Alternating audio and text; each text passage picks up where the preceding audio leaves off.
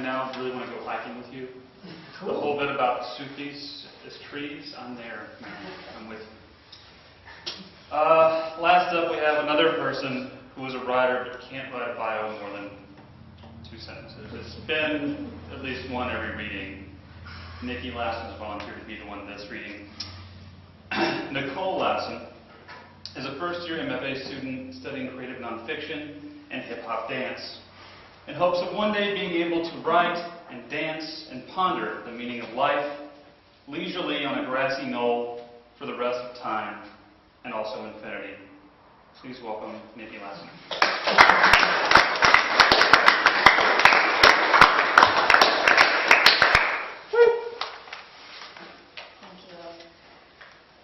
Since I have 9 minutes, I'm going to read 2 really cool pieces. One that I just wrote Thursday morning. It's really, really short. It's 150 words, but don't try and count because that will just mess everything up. So the short piece is called The Rock. Walking along the beach, a woman approaches and hands me a rock. It's uneven and heavy. It's a fossil, she says excitedly. I find them here all the time. It weighed in my hand. It looks like a rock. No, no, no, she insists. Inside there's a fossil of a prehistoric whale bone.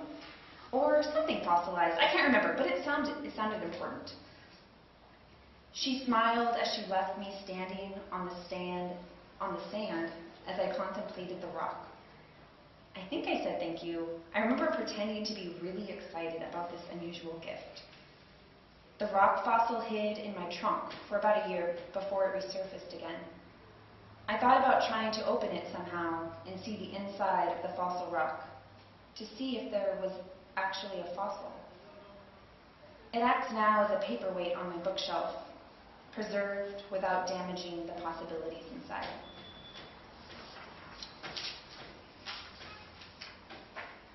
This next piece I'm reading, it's in outline form, so there's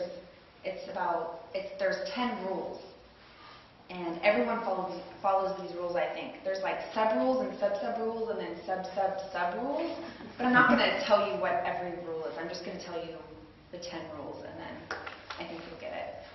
So this is called 10 Rules to Remember Before Stepping on the Scale.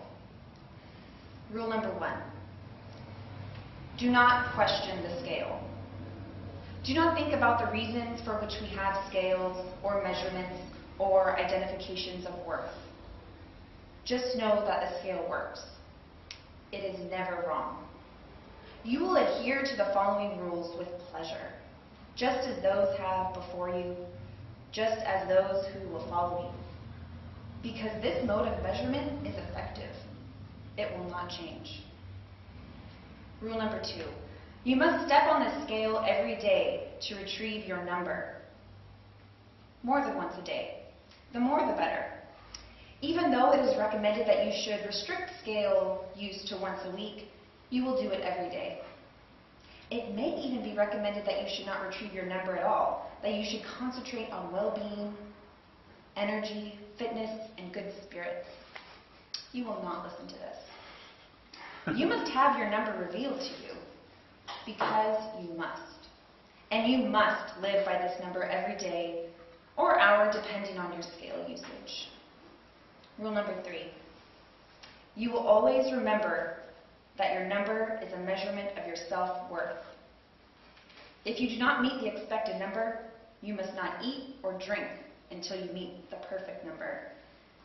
You must not smell food. The inhalations of these calories will affect your number. You must not even look at food.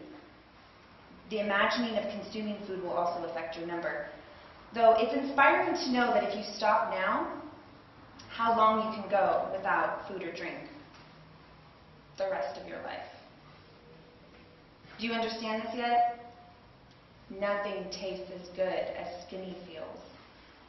If you want people to respect you and your life, you will stick to the guidelines set here. Because everybody cares about your number, and they will respect and honor you when your number decreases.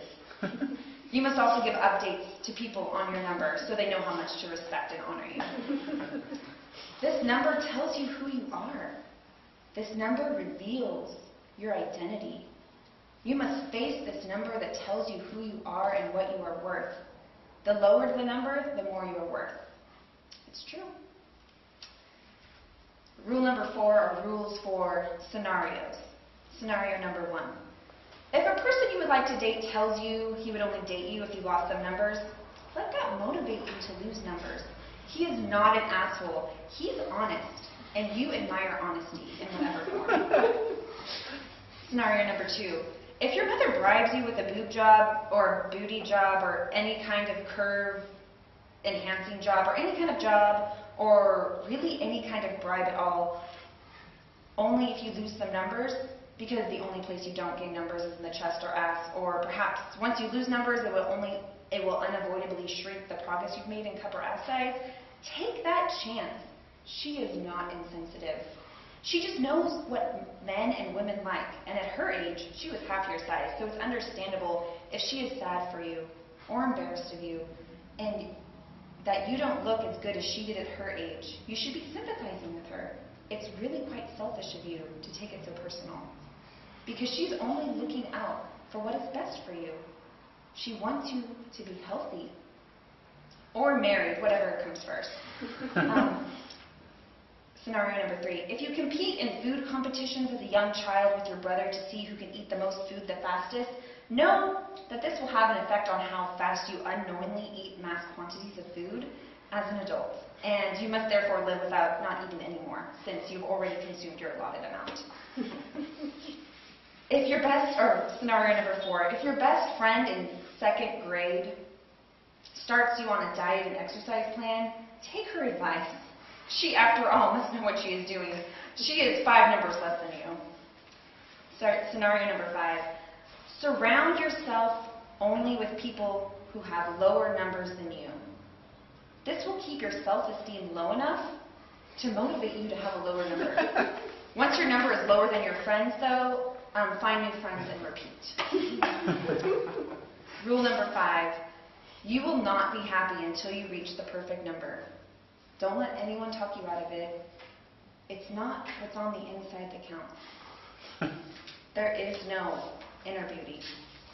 People do not have character or personality or charm or intelligence or wit or humor or kindness or generosity or anything. People only have the perfect number. Rule number 6. Step on the scale. Naked. Always naked. Because you need an accurate measurement. If you do not have an accurate measurement, your number will not be valid. Clothes and jewelry and hair hinder your true number. It's best to retrieve one's number hairless, actually. I recommend waxing. It removes the hair follicle in its entirety. Every little bit counts. I also recommend using the bathroom before retrieving one's number, but the above rule only applies to the rule breakers who eat. Remember that you need an accurate measurement to refer back to the next time you get your number. An accurate measurement is needed to plan your day accordingly. Rule number 7. Have your scale placed in front of a mirror. A front mirror and a back mirror and a magnifying mirror. This is to examine all flaws. This will motivate you. Remember the following when looking in the mirror. No matter what you believe the popular consensus is, curves are not sexy. Ever. Look at yourself. If you possess any curve, dimple, roll, pudge, or any layer other than skin and bone, see Rule 3.1. The one where you're not supposed to eat. You should only see the white of your bones pressing against your skin, because that is all you are. You should only focus on imperfection. People care about what your body looks like. People imagine you naked, and if they don't, you want them to. You want to be desirable. Your life depends on it. You must face your appearance as you face your number. You must look at your body as your lover would. If your lover is not satisfied with your appearance, your lover will not love you, or fuck you, or sleep with you, or be near you. And if your lover is not satisfied with your appearance, your lover will find a better lover. If your lover is not satisfied with your appearance, chances are your next lover will also be unsatisfied. Rule number 8. Always sympathize or empathize with people who have trouble gaining numbers. They have it harder than you realize, really. Rule number 9. Don't blame your underachieving number on your disease or your pregnancy or your bone density. People don't care about your excuses. People don't care about your hypothyroidism. Hypothyroidism is an endocrine disease which has an effect on hormones produced by your thyroid. Among the side effects of this disease are infertility, decreased metabolism, and weight gain. Unintentional. Note the unintentional weight gain. Subsequently, if you mention trouble with weight gain to your endocrinologist, he will look at your swollen body. He will notice that your jeans are too tight. He will look at your mother, who is also overweight, and assume poor lifestyle choices and tell you to eat less and exercise more. He will also give you a pamphlet on infertility when you're 15. When you're pregnant at 20, you will stop going to this endocrinologist.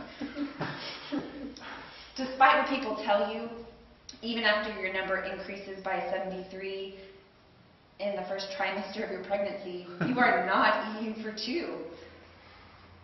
People don't care about your big bones, or if your big bones become brittle bones.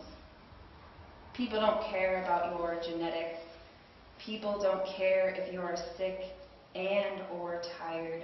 People don't care if your hair is falling out, even if by the handfuls. People don't care if you cannot walk around or stand up or speak because you will pass out. People don't care if you are healthy. People don't care. They only care about your number. Rule number 10. If your scale's broken, like mine, which teeters between the 1 and the 2, just remember this. Your number is not good enough, and it never will be.